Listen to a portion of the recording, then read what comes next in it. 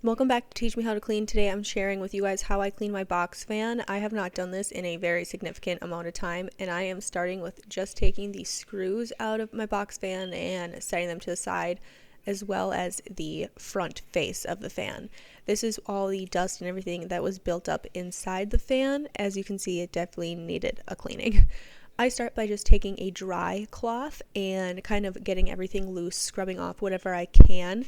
And I find that this works better than just going in with a spray right away. It kind of helps all that debris fall off, and then you're just spraying a smoother surface, and it's not like all of that dust and stuff is just caking up. So once that was all kind of knocked off, I went in with a spray of a mixture of equal parts water and vinegar, just a dash of dish soap, and a little bit of baking soda.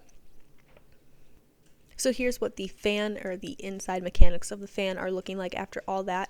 Really awesome. Now I'm going in with the front face, and this is where a lot of that dust and debris and all that stuff is really going to build up. So I find that it's easiest to just follow the grid pattern of the fan and rotate the fan face as I need it.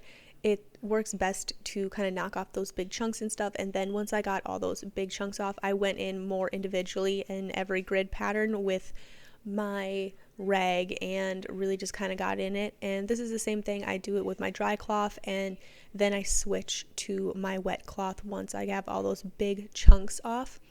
And once you have that done, of course, you can go ahead and put the screws right back in your box fan, and you are done. It's a lot easier than it seems, and something that doesn't really take a lot of time, just takes maybe a little bit of patience. Thank you guys so much for watching. Don't forget to subscribe. If you haven't already, I will link down below a playlist for you guys if you feel like binge watching.